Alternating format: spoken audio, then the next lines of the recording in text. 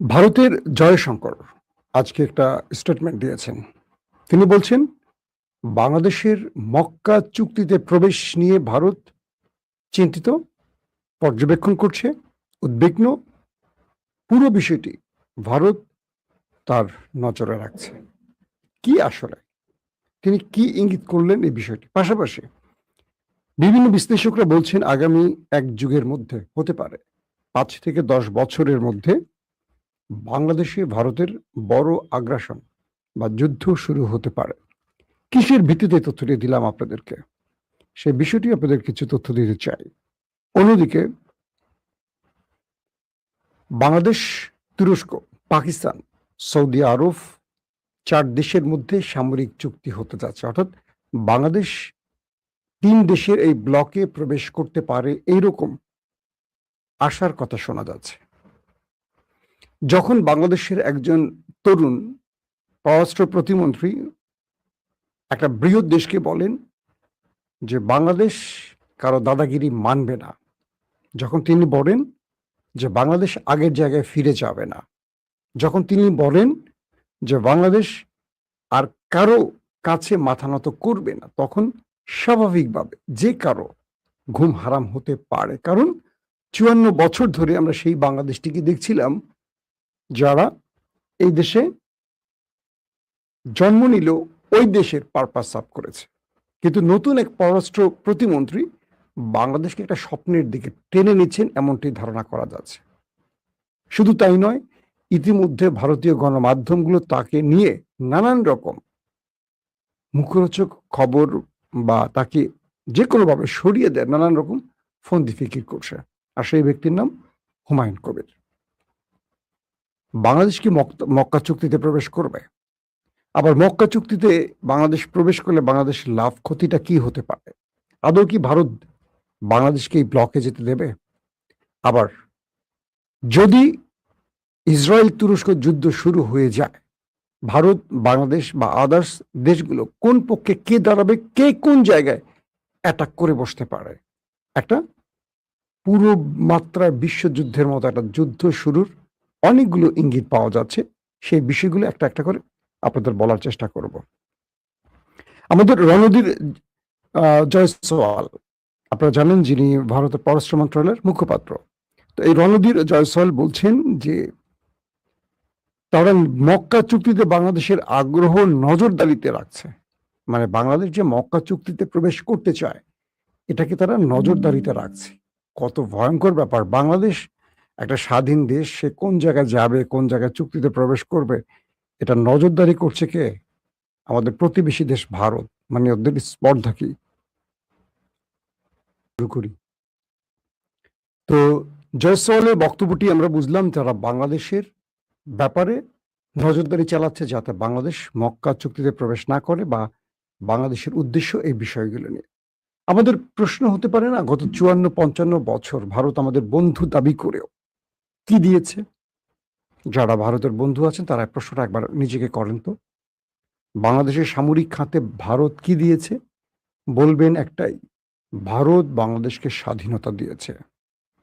এর উত্তর তো দিয়ে দিয়েছে রাজীব গান্ধীর কন্যা সোনিয়া গান্ধীর মেয়ে প্রিয়াঙ্কা গান্ধী, যে মূলত পাকিস্তানকে দুর্বল করার জন্য, পাকিস্তানকে ভাঙার জন্য ইন্দিরা গান্ধী বাংলাদেশের এই লড়াইটাকে বা এই যুদ্ধটাকে ইস্যু হিসেবে কাজ করেছে।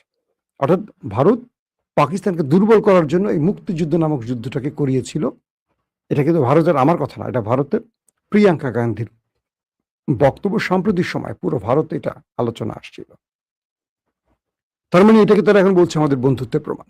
আসেন, বিভিন্ন বিশ্লেষক বলছেন ইসরায়েল এবং তুরস্কের মধ্যে একটা বড় যুদ্ধ বাঁচতে যাচ্ছে। দুই দেশ সেইভাবে প্রস্তুতি নিচ্ছে। ইতিমধ্যে বাংলাদেশকেও সৌদি আরব, তুরস্ক মক্কা চুক্তিতে টানছে এবং বাংলাদেশ সেখানে যাওয়ার বিভিন্ন রকম বিষয়গুলোকে নিয়ে বিবেচনা করছে। আমি ভেতর থেকে যে তথ্যগুলো পেয়েছি, যেগুলো এখনো গণমাধ্যমে আসেনি, সেখানে বাংলাদেশ এই বিষয়টিকে পজিটিভ অর্থে দেখছে, তারা মক্কা চুক্তিতে প্রবেশের চিন্তা করছে।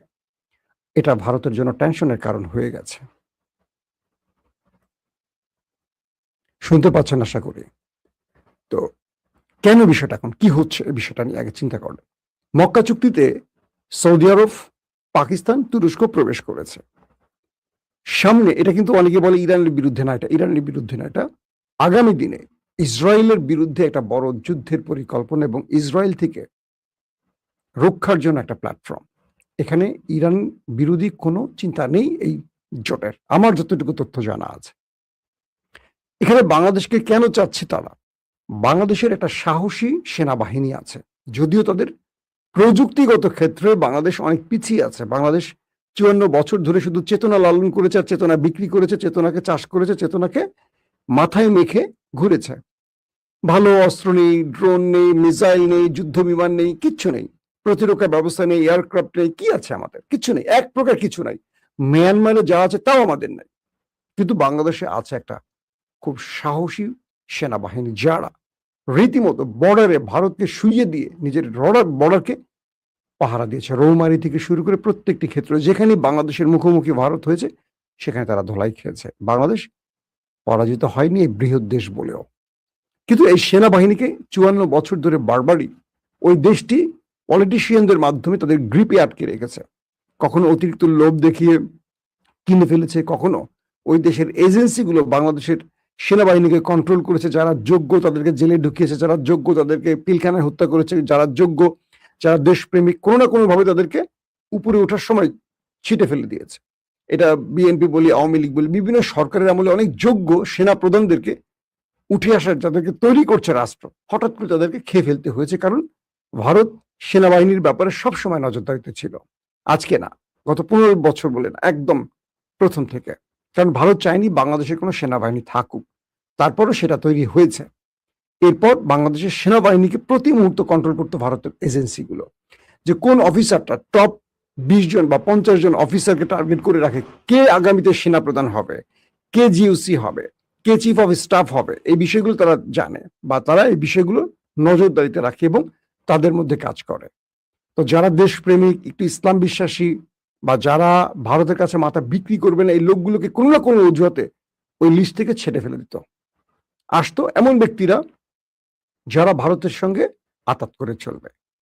এর মধ্যে কিছু ব্যক্তি বেরিয়ে আসেনি বলবো না, তারা কিছু করতে পারেনি, তাদেরকে সেইভাবে রাষ্ট্র সহযোগিতা করেনি বা সরকার করেনি, কারণ সরকার ভারতের কন্ট্রোলে ছিল। আসেন মোদ্দা কথায়, ভারত এখন বাংলাদেশের এই বিষয়টিকে খুব সিরিয়াস দেখছে যে বাংলাদেশ মক্কা চুক্তিতে যাবে কিনা। বাংলাদেশের পররাষ্ট্রমন্ত্রীর বক্তব্যে অনেক কিছু ইঙ্গিত পাওয়া যাচ্ছে। বাংলাদেশের লাভটা হলো এই জোটে যদি বাংলাদেশ প্রবেশ করে মুসলিম ন্যাটোর আদলে, এটা মুসলিম ন্যাটো হতে যাচ্ছে হয়তোবা, কারণ এরদোয়ান বলছেন এখানে আরো অনেক রাষ্ট্র জড়িত হবে, জড়াবে। ভারত আগামী ৫ থেকে ১০ বছরের মধ্যে বাংলাদেশে একটা বড় অ্যাটাকে আসতে পারে, বিভিন্ন আলোচনা বলা হচ্ছে। কারণ ভারত ৫৪ বছর ধরে এই দেশে যে রাজনীতিবিদদেরকে তৈরি করেছিল ভারতের আধিপত্যকে মেনে নিতে, ভারতের চামচামি করতে, ভারতের হেজিমনিকে তাদের রাজনীতির কি বলবো মূল প্রেরণা হিসাবে ধরার জন্য, তাদের পতন হয়ে গেছে। ভারত গত ১৫.৫ বছর ধরে আওয়ামী লীগকে যেভাবে পেলে পুষে তৈরি করেছে, সেই আওয়ামী লীগের পতন হয়ে গেছে ছাত্র আন্দোলনের মধ্য দিয়ে। বর্তমানে যে সরকার ক্ষমতায় বসে তাদের অন্যতম একজন মাস্টারমাইন্ড তারেক রহমান, তিনি ভারতের এই আধিপত্যের বিরুদ্ধের মনোভাবী একজন লোক। এবং দেখবেন তারেক রহমানের বর্তমান মন্ত্রী পরিষদে অনেক ভারত প্রেমী আছে। টুডে টুমোরো এরা থাকবে না আমার বিশ্বাস। অনেকে আমাকে এই জন্য বলেন আমি গুপ্ত জামাতি, অনেকে আমাকে বলেন। আগে একটু বলে নেই, বিএনপিতে দুটো ফর্মুলা আছে, একটা হলো ভারত ঘেঁষা, একটা হলো ইসলাম ঘেঁষা।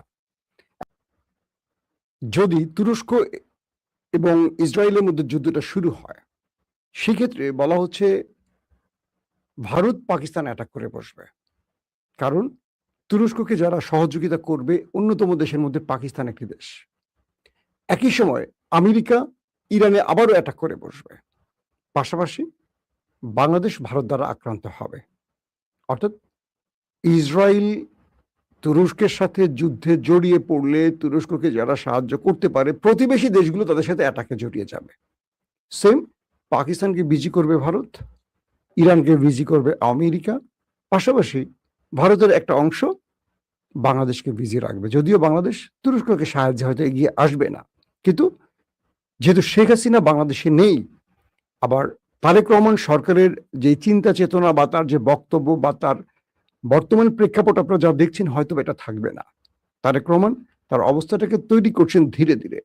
এই মুহূর্তে যে চয়েসগুলো তিনি রাষ্ট্রে দেখাচ্ছেন হয়তো থাকবে না, কারণ তাকে যতটুকু দেখেছি, যতটুকু তাকে নিয়ে আমার জানাশোনা ব্যক্তিগতভাবে, তিনি এই প্রক্রিয়া রাষ্ট্র চালানোর ব্যক্তি নন। বর্তমান বিএনপি দুরবস্থা নিয়ে আমরা অনেক কথা বলছি, আমাদেরকে দুরবস্থার বক্তব্য তোলার জন্য অনেকে অনেক রকম তকমা দিচ্ছেন, যেটা বলছিলাম আর আটকে গেল। তো বিএনপির দুটো ফরম্যাট আছে, একটা হলো ভারত ঘেঁষা, আর একটা হলো ইসলামপন্থী দেশপ্রেমিক। তো আমরা যারা ইসলাম পক্ষের এবং দেশপ্রেমিক গ্রুপের লোক, আমাদের কাছে বাংলাদেশ ফার্স্ট, তাদেরকে দেখবেন গুপ্ত জামাতি বলা হচ্ছে। কারা বলছে? ওই গ্রুপটি, প্রথম আলো, ডেইলি স্টার, বাম, রামপন্থী বিএনপিরা, এবং আওয়ামী লীগ তো আছে সঙ্গে। এবং এই পুরো প্ল্যানটা কিন্তু দিল্লি এবং তার ন্যারেটিভ উৎপাদনকারী গণমাধ্যমরা, এই দেখবেন জামাতি, গুপ্ত, এই শব্দগুলো বলছে। বিএনপির মধ্যে অনেকেই আতঙ্কিত এখন, যে যারা একটু ইসলাম পক্ষে তারা ভয়ে কথা বলছে না, যারা একটু ভারত বিরোধী তারা চুপচাপ থাকছে। ভাই, এই ভারত নিয়ে কথা বললে তো আমাকে জামাতি বলবে, গুপ্ত বলবে, কারণ ভারত ইস্যু তো বিএনপি না, এটা একমাত্র জামাতের। সেটা কি এরকম? অবশ্যই নয়। কিন্তু আমাদের কাছে এগুলো ধর্তব্যের না। আপনি আমাকে আওয়ামী লীগ বলেন, জামাত বলেন, এনসিপি বলেন, তাবলিগি বলেন, হেফাজতি বলেন, বিএনপি বলেন, কিচ্ছু যায় আসে না।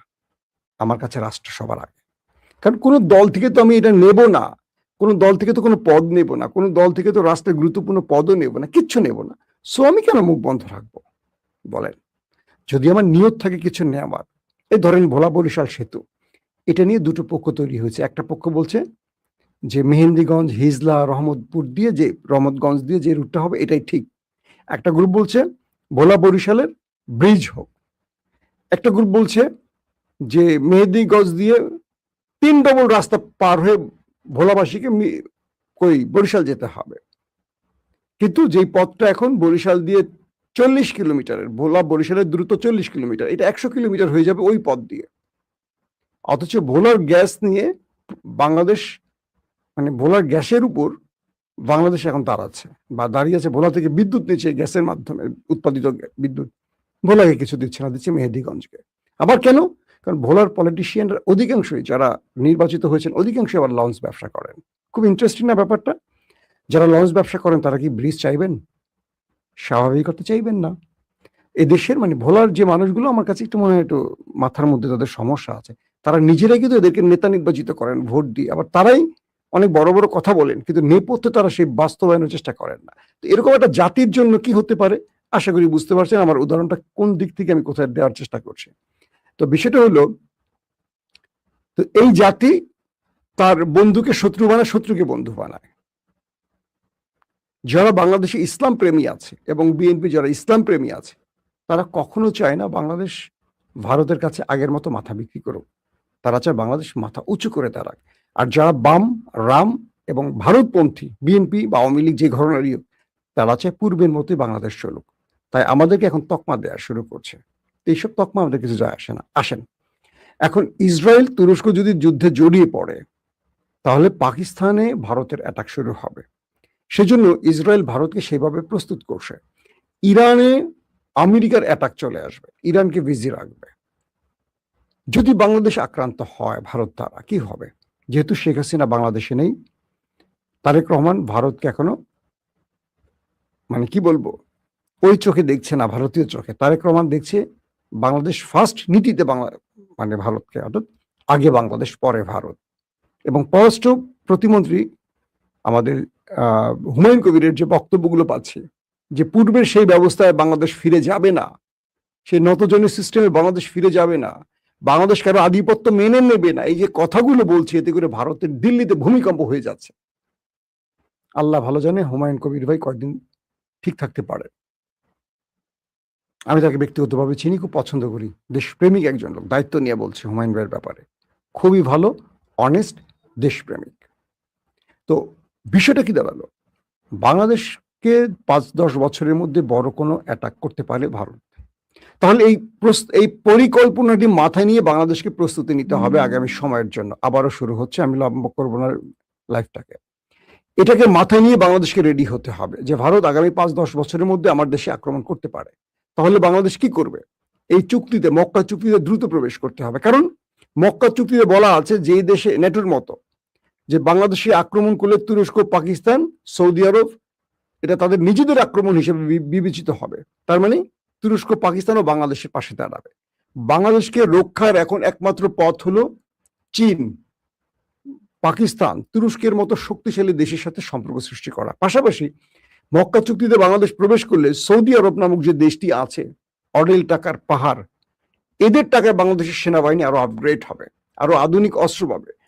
পাকিস্তানকে বলতে হবে যে এই চুক্তিতে আমরা প্রবেশ করবো, একটা চুক্তি শর্ত আছে, কি তোমাদের 20টা নিউক্লিয়ার আমাদের দেশে শুধু বসায় রাখো। পাকিস্তানের যে 150 নিউক্লিয়ার আছে, এখান থেকে 150 যেন বাংলাদেশে রাখা হয় এবং পাকিস্তানি সেটা মেনটেনেন্স করবে। বাংলাদেশকে মাথায় রাখতে হবে, যেহেতু ভারত তার সবচেয়ে প্রিয় পাত্রী শেখ হাসিনাকে হারিয়েছে, ভারত 54 বছর ধরে বাংলাদেশে যে ইনভেস্ট করেছে এবং এই দেশ কন্ট্রোলে রাখার জন্য যা যা করেছে, 24শে জুলাই আন্দোলন সেই ভারতের পুরো পরিকল্পনা ধ্বংস করে দিয়েছে। বাংলাদেশ আগামীতে পিছনে ফিরে যাবে না। বাংলাদেশে বিএনপির পরবর্তী যদি বিএনপি ক্ষমতা না থাকে, আসবে জামাত। কেউ মানে না মানে কাগজে লিখে রাখেন। এবং জামাত বিএনপি যদি ঠিক থাকে, তাদের মধ্যে যদি ফাটল না ধরে, আওয়ামী লীগ বাংলাদেশে কখনো ক্ষমতায় আসবে না। তো এটা কাগজে লিখে রাখেন। অনেকে আমাকে বলেন আপনি জামাতের পক্ষে অনেক সময় কথা বলেন। আমি কেন বলি জানেন? আমি বাংলাদেশে আওয়ামী লীগ আসুক এটা চাই না, বাংলাদেশের ভারতপন্থী, রামপন্থী, বামপন্থী আসুক চাই না। তাই আমি সবসময় মনে করি বিএনপির যে ভ্যানগার্ড জামাত, বিএনপি আর জামাতকে আমি এক পরিবারের দুই ভাই মনে করি। এটা আমার ওপিনিয়ন বা আমার বক্তব্য বা এটা আমার ধারণা, অ্যাজাম্পশন, যেটাই বলেন না কেন। আপনারা অনেকেই বিএনপির লোকেরা জামাতকে গালিগালাজ করেন, আমি করি না। আমি বিএনপিকেও গালি দিতে দেই না, জামাতকেও গালি দিতে পছন্দ করি না। কারণ কি, 15-16 বছরে এই দুইটা দলকে আমি খুব কাছ থেকে দেখছি। তাই আমি চাই দুটো দলের মধ্যে ঐক্যটা থাকুক। এতে আপনি আমাকে জামাতি মনে করেন বা বিএনপি মনে করেন, যা মনে করেন, কিচ্ছু যায় আসে না। কেন? বিএনপি জামাত যতদিন এক থাকবে, আওয়ামী লীগ আসবে না, ভারত আসতে পারবে না। আর বিশেষ করে তারেক রহমান যদি চেয়ারে থাকেন, আমি বিশ্বাস করি ভারতের স্বপ্ন বাংলাদেশে পূরণ হবে না। এখন হয়তো অনেকে তারেক রহমানের সমালোচনা করবেন, কারণ তারেক রহমান একটা চুক্তিতেই দেশে প্রবেশ করছে। তাকে তার জায়গা তৈরি করতে হলে অনেক সময় নিয়ে কাজ করে একটা জায়গায় বসতে হবে। কারণ এখনো বিএনপির বিশাল একটা ভারত প্রেমীরা এই সরকারে আছে, যাদেরকে তারেক রহমান চাইলে একদিনে সরাতে পারবেন না, সময় নিতে হবে তাকে। একদিনে সরাতে গেলে তার বাবার পরিণতি হতে পারে তাকে। তিনি অনেক কৌশলে কাজ করছেন। 1, 2, বাংলাদেশকে ভারতের বিরুদ্ধে যুদ্ধ নয়, বাংলাদেশের শান্তির জন্যই সামরিক বাহিনীকে আরো শক্তিশালী করতে হবে। কারণ বাংলাদেশ যদি শক্তিশালী হয়, ভারত আগাবে না। বাংলাদেশ যদি দুর্বল হয়, ভারত বাংলাদেশে অ্যাডভেঞ্চার করবে। পাকিস্তানের সাথে একটা চুক্তি করতেই পারে, যদি এই মক্কা চুক্তিটি হয়ে যায়। তুরস্ক আমাদের আপগ্রেড অস্ত্র দেবে, সামরিক অস্ত্র দেবে। পাকিস্তান প্রয়োজনে কিছু মিসাইল আমাদের দেশ, অর্থাৎ কি বলবো, নিউক্লিয়ার আমাদের দেশে সেট করে রাখতে পারে, যে তোমাদের সামরিক চুক্তি হলে যেটা হতেই পারে। যেমন ন্যাটোর নিউক্লিয়ার তুরস্কে আছে, ন্যাটোর নিউক্লিয়ার, বুঝছেন, আমেরিকার নিউক্লিয়ার তুরস্কে আছে। এটা তুরস্কের তৈরি নয়, এটা ন্যাটোর তুরস্কে আছে মার্কিন বেজে। তো এরকম পাকিস্তানের বা তুরস্কের বা চীনের বেজ বাংলাদেশে তৈরি হতেই পারে। তখন কি ভারত সাহস করবে? করবে না। তো বড় দেশগুলোকে কখনো কখনো এভাবেই শায়েস্তা করা যায়। যেমন ধরেন উত্তর কোরিয়া, আমেরিকার প্রধান শত্রু মনে হলেও আমেরিকার দেশটিকে ঘাটে না। কারণ কি, তার হাতে সবকিছু আছে, নিউক্লিয়ার এবং মিসাইলের ভান্ডার সাম্রাজ্য। আজকে যদি ইরানের হাতে নিউক্লিয়ার থাকতো, ইসরায়েল আমেরিকা সাহস করতো না। দেখেন পাকিস্তানে কেউ সাহস করে না, কারণ কিছু থাকুক আর না থাকুক, নিউক্লিয়ার আছে। তো বিষয়টা হলো বাংলাদেশকে তার সার্বভৌমত্ব বা মানচিত্রকে ধরে রাখতে হলে অনেক বড় পরিকল্পনা করে এগুতে হবে। যেই সরকারি কাজটি করবে, জনগণ তার পক্ষে থাকবে, মাথায় রাখবেন। প্রথম হলো ডেইলি স্টার, যার বিরুদ্ধে নিউজ করবে মনে করবেন সেই দেশের প্রেমিক, দেশপ্রেমিক, সে দেশের পক্ষে আছে। যারা এটা বোঝেন তো বোঝেন, যারা না বোঝেন তারা এখন যা করেন করতে পারেন, আপত্তি নাই। তো এখন বাংলাদেশকে অনেকগুলো চ্যালেঞ্জ মোকাবেলা করতে হবে। মক্কা চুক্তি শুধু প্রবেশ না, বাংলাদেশকে তার প্রতিবেশীদের সাথে, আমরা চাই বাংলাদেশের সাথে ভারতের সম্পর্ক ভালো থাকুক, কিন্তু ভারতের ওই পরামর্শ নেওয়া যাবে না, তুমি নিউক্লিয়ার কিনো না, তুমি ওইটা করো না, তুমি J-10C কিনো না, 17 থান্ডার এনো না, তুর্কি ড্রোন কিনো না। ভারতের ওই পরামর্শ নেওয়া যাবেই না। বাংলাদেশের সেনাবাহিনীকে বিশ্বমানের করতে বাংলাদেশ সরকারকে যা করা সব করবে। ভারতের কোনো প্রেসক্রিপশন নেওয়া যাবে না। হ্যাঁ, ভারতের সাথে আমাদের কি হতে পারে, সীমান্তের বিষয়গুলো, তিস্তা বিষয়গুলো, পানির সুষম বন্টন কেন্দ্রিক, আমাদের দুই দেশের মধ্যে বন্দি বিনিময় ইস্যুতে, জলবায়ু ইস্যুতে, আমাদের যে খাদ্য ঘাটতি পূরণের বিষয়গুলোতে বন্ধুত্ব থাকবে ভারত। ভারত আমাদের বন্ধু রাষ্ট্র। আমরা ভারতের শত্রু নই। কিন্তু ভারত যদি ডমিনেট করতে চায়, ভারত যদি মনে করে পুতুল রাষ্ট্রপ্রধান বসিয়ে সারা জীবন কন্ট্রোল করবো, এটা সিকিম বানাবো, হায়দ্রাবাদ বানাবো, আমরা এটাকে মানব না। তাই তারেক রহমান সরকারের কাছে কিছু দাবি থাকবে যে আমরা জনগণ আপনার পাশে আছি। কে কি বললো সেটা নিয়ে আমাদের কিচ্ছু যায় আসে না। আপনি সঠিক পথে আছেন এখনো বিশ্বাস করি। পররাষ্ট্রনীতির ক্ষেত্রে আপনার সিদ্ধান্তগুলো আমরা সেলুট জানাচ্ছি। যারা শত্রুতা করে 15 বছর এই দেশের মানুষের উপর জুলুম করেছে, যেই দেশ একটি অবৈধ শাসককে বসিয়ে রেখেছে, সেই দেশ আমাদের বন্ধু হতে পারে না। প্রয়োজনে সেই দেশকে আমাদের কাছে ক্ষমা চাইতে হবে এবং আমাদের জনগণের অধিকার নিয়ে সেই দেশকে একবার হলেও বলতে হবে যে আমরা ভুল করেছি হাসিনাকে ক্ষমতায় বসিয়ে রেখে। আমরা বাংলাদেশের বন্ধু হতে চাই সমতার ভিত্তিতে। যখন ভারত এই কথাটি বলবে আমরা ভারতের দিকে হাত বাড়িয়ে দেব, নতুবা নয়। আল্লাহ হাফেজ।